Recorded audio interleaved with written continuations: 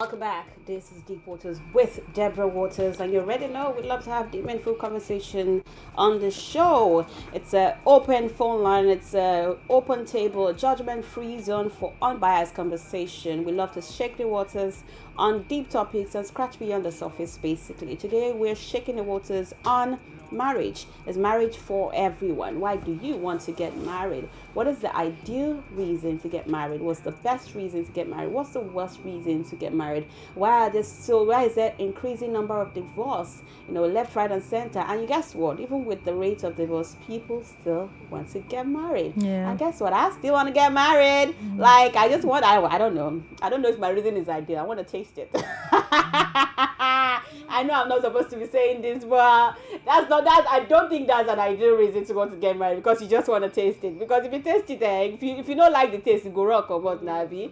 Okay, so yeah, that's not my reason. I'm just kidding. So, but what's your reason? Join the conversation. Call in on 0705-993-6937 or 0705 993-7937. Earlier I took calls and some of you said, oh, if you cannot perform in bed, don't consider marriage. If you cannot feed or protect your woman, don't consider marriage. If you don't have money, don't consider marriage. If you don't have direction, don't consider marriage. There are lots and lots of reasons to get married or not to get married. As always, we have a guide in the house, a marriage coach, popularly known as the Wholeness Queen. And she's a certified marriage coach and a neuro-linguistic programming practitioner who is passionate about helping women embrace wholeness in every area of their lives. She's also has a vision to reignite the passion and purpose and romance and finance, romance, not finance, of your marriage as she works along with her husband, at the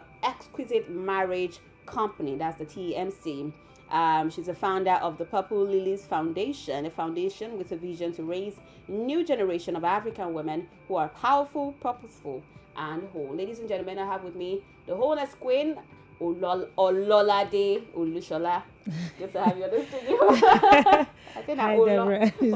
And I pronounced it for you before we started. You pronounced it for me. Oh. Good to have you in the studio. Pleasure. Thanks for joining. You look completely ravishing. I love the pop in color. Yeah, you look whole, basically. I like that. Thank you so much. You are welcome. All right, so let's get straight into the topic of the day. Awesome. Marriage. Why should people get married? Why marriage? I know marriage has been there for a long time. Yeah. It's ingrained in our society. In fact, back then in school, you would hear things like Lukne family, father, mother, and children, extended family. It's already ingrained somehow in our subconscious. Yeah. Because even when you think about it and say, oh, I don't want to get married, I don't think marriage is for me, it just feels like something is wrong with you. Exactly, especially in this environment. Exactly. So why marriage? Well, I'm going to take it from the point of God, creator of marriage. A lot of people think that marriage was just human beings that rose up and just said, you know what, let's just get married. But no, that's not it. God started the institution of marriage between man and woman. And, that's where I take my own bearing from as a Christian. I also pastor and I coach, like you have already said, And the institution of marriage is a beautiful institution. The problem we are having in our generation is ignorance of the truth of what marriage is and what's the influence of our generation. We also need to put that into perspective, what the influence of our generation is having on the institution of marriage. Yeah. Okay, I love that you said from God and all, but if you want to go into the Bible, I know this is not a Christian show, but to go into the Bible a bit, Adam and Eve, did they really get married? Maybe they were just coexisting, they were cohabitating. But the truth of it is that if you bring that to the 21st century stuff of it, we'll be able to say that now they don't have to cohabit. There has to be that institutional foundation that states that you and this person are married for you to be able to enjoy the dictates, the reality of this beauty of this institution. But the truth of it is that so many things are wrong, and we can't talk about everything concerning marriage today, but we can focus on our why. And I think that's first thing you put in the body of the questions that you sent to me was is everybody I think you said something like, marriage for everyone. it's marriage for everybody. And because I've done this, we're talking before I came on the show, I've done this for the past, I think, 6 years now. And I've come to realize that why a lot of us, and that's what you said, from the foundation, there's this inbuilt thing in us, especially in our environment as Africans, that make you have to get married. You cannot go and meet your mother and say, see, I have made my choice, so except you are maybe religious factors, maybe you are working, in the Catholic Church or that, or you have become a priest, you can't get married, or you can't. It's very hard for you to wake up one day and say, you know what, I don't want to get married. The first thing your mother will say, in the name of Jesus, or your mother will say, no, it's not going to happen in this house. It's not possible. But I've come to realize that we need to start sitting and say, do I really, is marriage for me? Because marriage is everything. It's sacrifice. It's when you choose to get married, you have made a decision of a lifetime. You have partnered with God to say, look, I am ready to raise a new generation. It is hard work. Marriage is not, they make marriage, it's one of the easiest things to get now. Like you said, cohabiting, let's go. Because a lot of people think that when you come into marriage, you are coming to marriage, 1, to raise babies, 2, for sex, 3, to enjoy somebody's money. Different reasons. If they start raising costs, just like I said, people will give you reasons why they want to get married. But have you gone to the real foundation of it? Have you thought of it? Some people say they want to get married for children, but the children of the people that are not married are even more than children of people that are married. So if you come to marriage because of that, you failed. After you had children, what next? Why did God institute the institution of marriage? Why do you want to get married? Sit down. When we have issues with our couples, we ask them, why? In the coaching, why did you get married? A lot of people cannot answer. Some people say, I got married because I was under pressure. There is more pressure in marriage as a single person. Yeah. Ben, yes. There is more pressure as a married woman. Before I came here, I had to ensure that my home was fine. I had to ensure that my kids, I first dropped lunch for my kids that are doing after school. I made sure my husband was okay. I make sure that this person. There are more issues and issues that come with married life than for single people. So when people say, I want to get married, I just want to get married, I look at them and say, hey, God, please give them understanding. And I was telling him before I came into the show, I did not find my why until I got to a place of pain in my marriage. So it was even inside the marriage that you started. Yes, I started discovering, and this even came from the fact that I grew up under the tutelage of Pastor Bimbo Dukaya. May God bless her memory and her legacy. She was a fantastic teacher of marriage, family life, love, relationship. When we were growing up, we used to watch her on TV, and I was learning from her, even though I didn't have access directly, so from TV and her books and all that. Mm-hmm. I was I would say that to an extent, I was learning. I was, in my own sense, ready for marriage. I knew what I wanted in marriage. I asked God for what I wanted in marriage. So what did you want before you, at that time, and now that you compare and let's compare and contrast. Before the marriage, what did you want? What did you now see that made you change your why and say, okay, this is now what I want in marriage? Awesome. I love it. When I first got married, when I was going to get married, and they would say something like, prepare a list or have an idea of something you wanted to get married. I just wanted to marry someone that loved God. I wanted somebody that, was working, had money, fine boy, just had everything working for him. Not necessarily perfect, but I wanted, sincerely, as we were growing up, dark, handsome, Denzel, thank you very much. Tall, dark, handsome man, that kind of thing. Yeah, we got it. Met your husband. My husband, first time I even met my husband, he didn't, that Denzel picture you have in your head, it looked light to me. It was light. I was like, oh, this is not the picture of what I want, so that kind of thing. And I was like, but we are still good friends. We are good friends in church. He was like a leader in my church, and it was like, I was like, not bad, he used to dress well. He was a banker then, and I was like, oh, not bad at all. And God, I felt like God was also with me on the journey. Mm-hmm. God was helping me to choose my spouse. I put God in the picture. Now, when I got into marriage, 2 years, as I was, telling you, 2 years into marriage, we had a financial downturn. And I did not know. Because when I married my husband was comfortable. My husband was a young, aspiring banker. I was 24 years old. My husband was 30. And I was like, oh, this is life. My husband was praying. I said, don't work. I'll pay you a salary. I was lounging at home. Young graduate from Babcock University. I was enjoying my life. 2 years into marriage, in 2008, my husband had a financial downturn. And when my husband had a financial downturn, I was not working. I was just at home. And my husband came back from work that day and said, I have something to tell you. I said, what did I do? He said, you didn't do anything, but I just want to share something with you. My husband was working in one of the leading investment banks then. And it was like, I invested all my money in the bank, and I invested all my shares and stocks in the stock market, and everything has gone south. I was like, what does that mean? Well, if you go south, you need to come back to where it was. My husband was like, that's a term we use in investment. I've lost all my money. Wow. Deborah, when he told me that, I held him, I said, you have that kind of money. I held him, I said, you have that kind of money. He was like, yeah. And I invested in stock market. I didn't want to tell you because I wanted us to enjoy the benefits together. And then this journey started. We went from millions to nothing, like millions to zero. And I had to ask myself, why did I get married? Because the first thing that was happening to me, I was losing my mind. Because I knew. To run. Yes, I wanted to run away. I wanted to take a break. I wanted to be like, you know what, let me just take a break first. Let me just get my sanity so that I don't lose my mind. Because this money that was flowing in, as at 2008, then I remember my monthly allowance in 2008 was 100,000 naira. Wow. Without working, my husband said, just enjoy yourself. And here I am, we are praying to eat. And I go like, I'm losing my mind. God, you have to help me. What's going on here? And the first thing the Lord was asking me was, why did you get married? I couldn't answer. Wow. I couldn't answer. And I started to pray. I started to go for all kinds of fellowships, just praying for my husband. I want things to just go back to, I just want things to be okay. I just want things to be all right. Father, restore me to where it didn't happen for a long time. Wow. But what God did was he took us on a journey. So I and my husband started on this journey from 2008 to this present time we are. We've gone to different phases of ministry. That actually brought us into ministry. But something happened to me. I found myself.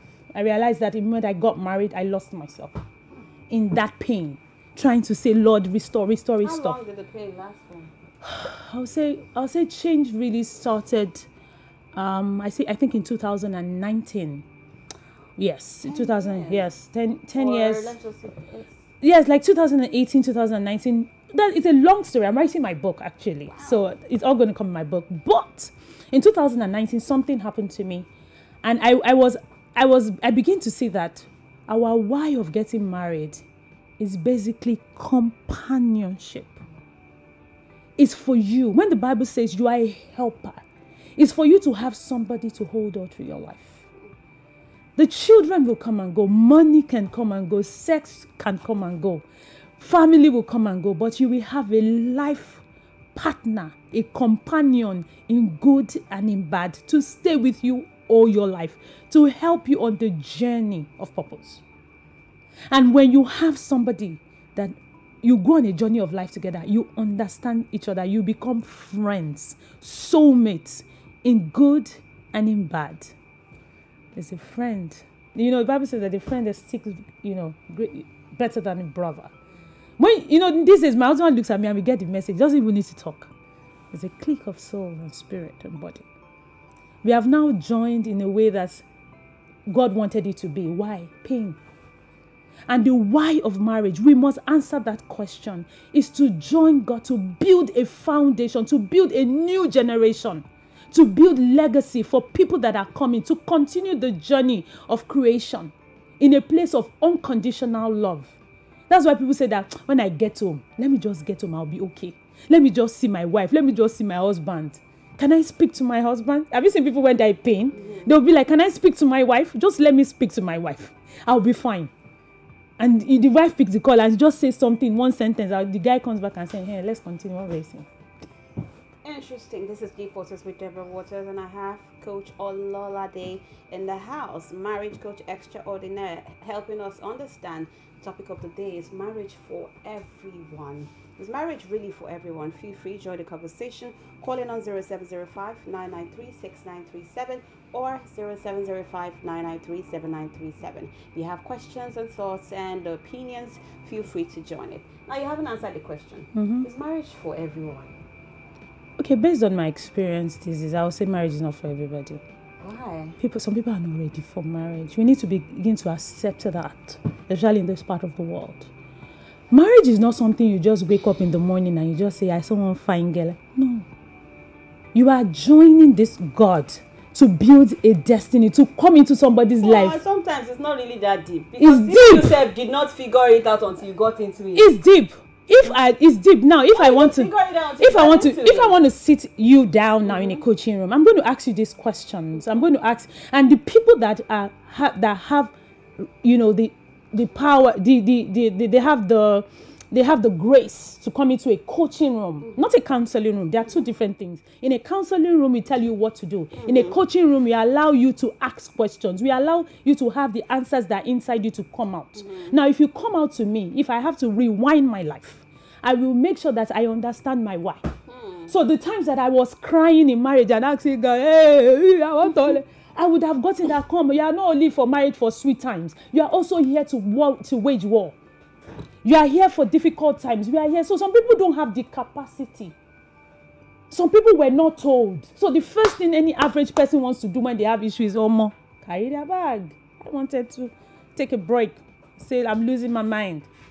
Until I came into coaching. Coaching helped me to find that I had lost myself. I needed to find myself in pain. So you say it's very deep. Because some people are destroyed for life. If you go to, I was reading a report the other time and said, I don't know the percentage, I don't want to quote what I don't know, but a large chunk of people in psychiatric homes came from relationship and marriages that failed.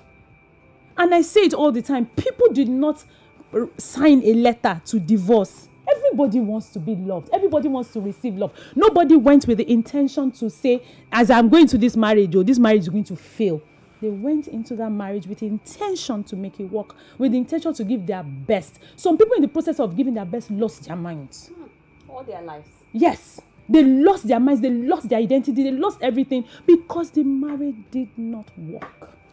This is Deep Waters with Deborah Waters. I saw a call coming in earlier. Please do also call back on 0705-993-6937 or 0705-993-7937. I'd love to hear your thoughts, questions, opinions on the topic of the day. Is marriage for everyone? Why do you want to get married? Now, what are the ideal reasons to consider? First, how do I know that marriage is for me? How do I identify that marriage, this marriage is not for me, or it is for me? One. And two, what are the reasons to now say, okay, I want to get married? These are the reasons, I want to get married. So let's start with that. Let me first and foremost. Okay, before you answer that, we have a call. Let's quickly take it. Hello. Hello. Hello. Yeah, hi. Thanks for calling. Yeah, good evening. Good evening. Deborah Abubakar. Thank you, Abubakar. I think I already have another Abubakar now. You did not call in. Another Abubakar called in earlier. They are already taking your place. So, play. Somebody else will take your own place now. Nobody will take my place. Nobody will take my place. No grief for anybody. I don't grief for anybody. Another person will take your own place. Nobody will take my place. Don't worry. Nobody has taken your place. Because in Jesus' name is none of my business. Good to have you on the show, Abubakar. Talk to me. Well done. Thank you. Marriage is necessary in life. Very, very necessary. It's not even compulsory. What is even this? Besides the enjoyment of this and that, what if you become old? From 8, maybe you live to 100 years. There is nobody on earth that can take care of you like your own child, your son or daughter. Nobody. Despite that, maybe, yes, truly, you may have maybe somebody from family or another person at times that may take care of, but the person can never be like your own child. You understand? That is one. And in my own faith, once you marry, that means you have done the half of your worship. We call it gain. So that makes it necessary. And again, if as a man, if you are not married, you are not yet complete, even as a woman. People will not respect you in the society. We have seen so many politicians that are not married insulting themselves, maybe those that are not married. So it is necessary to marry. Marriage is for everybody. It's for everybody. The problem we are having is maybe from the other books, or maybe from the other thought, we believe that every man is for one woman, of which I don't believe. Okay. Because go around the whole world, women are more than men. Any country, any society you go. So that is it. Every woman is supposed to marry. Either maybe the person has a one wife or not. You have to marry as a man or woman. Okay, So Abubakar. Thank you so much for sharing. I appreciate. All right. I wish I grant Abubakar like 10 women so that he can enjoy his. Now back to how do I know that marriage is for me? Okay, you want to react to it? Yes, Please go ahead. I want to just say one thing about what he just said, Okay. and it is the fact that culture is a major issue that we are having in the marriage and family life space. Okay. Traditions and cultures that no longer make sense. And we are in a generation that do not want to accept wrong ideologies about marriage and family life. If you say that marriage is compulsory for everybody, and you have somebody that comes to you and says, I don't want to get married, are you going to force the person? Now, in the process of forcing the person to get married is the problems that we have in some parts of this country, but that's a discussion for another day. Very, very well said. So, you said How you do were I asking know me, that how do you marriage is for me or not for me? Number one thing I always tell people, capacity to forgive. Number one. And capacity to forgive. Why? The person you are marrying is going to grow and change over the years. You must be willing, first and foremost, to be able to look into the mirror and forgive yourself on the journey of marriage. Because there's so many things marriage will throw at you and you find out, what am I? Even your children, you look at your children talk to you sometimes, you'll be like, no. One, capacity to forgive. I remember one of my mentors that said, if you cannot forgive, remain single. If you cannot forgive in marriage, you have to be single. As in, it took me, it was in 2020, over 2021 thereabout, that somebody was like, forgive your husband. I was like, my husband has not offended me. I love my husband so deep. And because this person was speaking from a spiritual angle, was like, what I see and what I sense is because you're not conscious of the fact that all the things that have happened to you, you have formed a part in your heart that you have said, it is because of my husband I've gone through this kind of pain. So you have to let that pain go. And I bowed my head and I was like, God, I forgive my husband.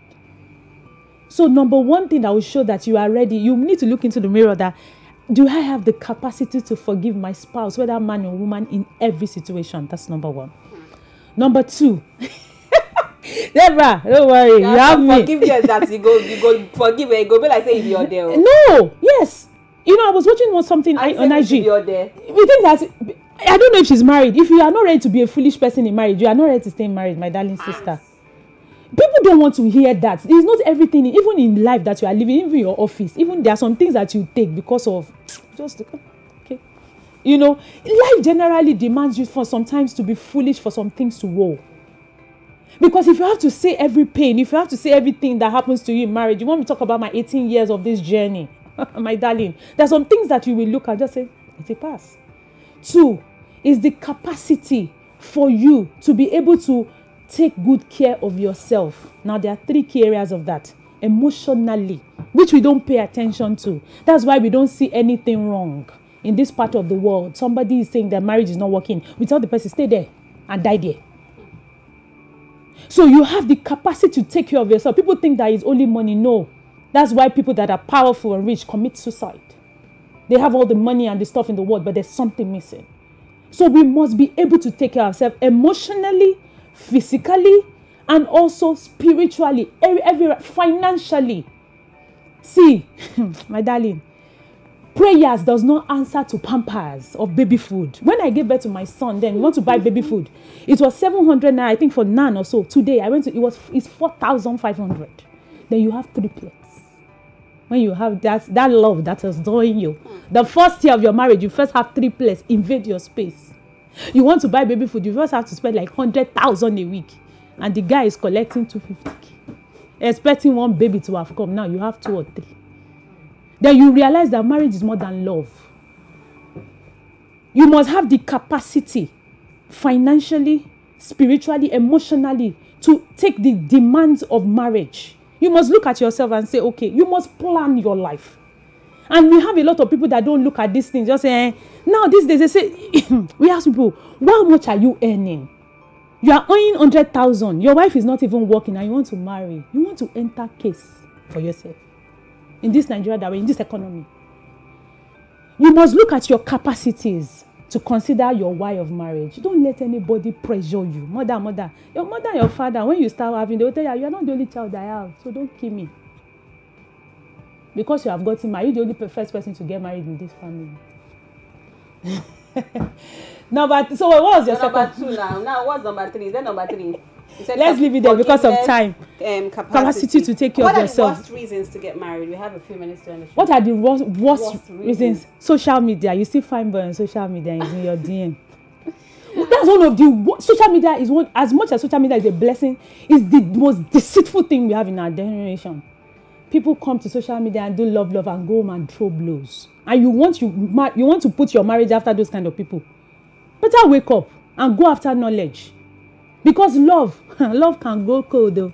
When your husband does not have, is changing jobs, is waiting for a job, there's no money coming through, you will not believe it's the same person. Or when you are beginning to give birth and your body, that figure, that body that you are looking at is changing, then your self-esteem starts to, you will realize that marriage is more than that. Marriage is true friendship. Marriage is companionship. Marriage is praying with a life partner that is ready to do life with you. Marriage is forgiveness. So, forget social media. When you want to marry, sit down with God. Sit down with books. Go after knowledge. Now, there are sex schools. Because one of the main things that is catching marriage is sex. People, you think it's just come, do, and go. When you're in marriage, you have sex when you don't want to. Maybe when you are sleeping together is when you feel like. That sounds like rape. Having sex when you don't want to. No, it's not rape. It's not rape. It's not that way. The way you said it, that is rape. Like the man will force you, and you know, it's your obligation. It's your spouse. Hey. What are you talking about? It's your spouse, and you can be tired. They say, I'm tired. You will talk to you. Say, my husband. You hear pin. You know that work has come. Yes, and that's not rape. Rape is when you don't want to have sex, then you have to force yourself to have sex. It's a different thing when you know that this is what this man wants, and it is duty unto me. Yes. Too. There are two different things.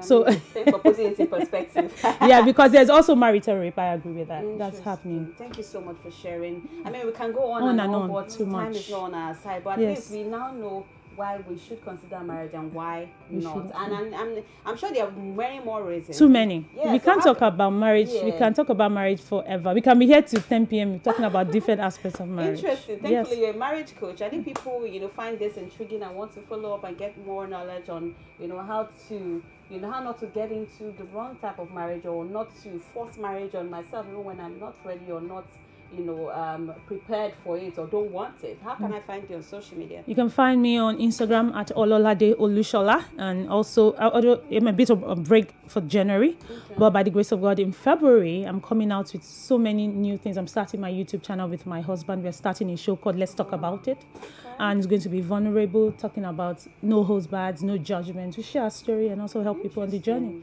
So just follow me on social media, and by the grace of God, February you see what's going on. The month of love. Yes. And our wedding anniversary is actually next week. Okay, on the 28th. We've been married for 18 years. We were married in 2006. So your marriage is officially an adult. Yes, so yes, from that perspective, yes, our marriage is now an adult. We've gone through those years. And then you've been completely inspired by you. Thank you so much for sharing your knowledge with us. Thank you, Deborah. Please find our coach online at Ololade Olushola on social media. You can also find the show at @deporters_podcast on social media to, get clips, and you can watch a repeat of this episode tomorrow morning. We would have it uploaded at least tonight so that you can actually watch and learn from it. And if you missed anything, you can all learn and grow from it. So all my callers and listeners, thank you so much for being a part of the show. I'll be live again on Friday at exactly 5 p.m. to 6 p.m. for another amazing show for you. By myself and my team, and of course from my guest, we say bye-bye. Bye-bye. Thank you for listening.